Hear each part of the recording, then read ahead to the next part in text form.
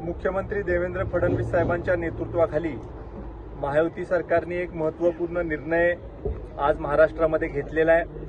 अनेक दिवसापासून अनेक लोकप्रतिनिधींची आणि अनेक सामाजिक कार्यकर्त्यांची महाराष्ट्रामध्ये मागणी होती की दिवसाची शेतकऱ्यांना वीज उपलब्ध व्हावी, पण या निर्णयावर येण्यासाठी सरकारला काही धोरणात्मक बदल हे आपल्या यंत्रणेमध्ये करणं आवश्यक होतं। प्रत्येक सबस्टेशनमध्ये काही बदल करणं आवश्यक होतं आणि तो निर्णय राज्य सरकारने घेतला।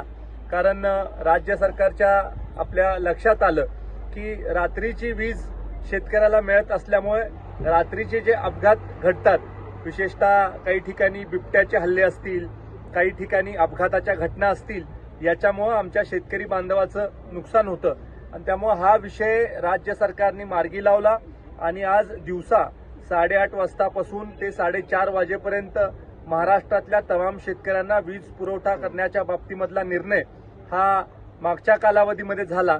त्या निर्णयाची अंमलबजावणी करण्यासाठीचे बदल हे आता प्रत्येक सबस्टेशनवर करायचे चाललेले आहेत। ह्या सबस्टेशनवरचा एक महत्त्वपूर्ण टप्पा होता की ते बदल सगळे करायचे आणि ही योजना कार्यान्वित करायची। आणि मला आज आनंद वाटतो की या परिसरामधले सगळे काले परिसरातले जे गावं असतील, या गावांना उद्या सकाळपासून 8:30 वाजतापासून ते 4:30 वाजेपर्यंत वीज आता उपलब्ध होणार आहे आणि शेतकऱ्यांचा मोठा फायदा या योजनेच्या माध्यमातून होणार। बाबा, कालेमध्येच होणार का मतदारसंघातील पूर्ण?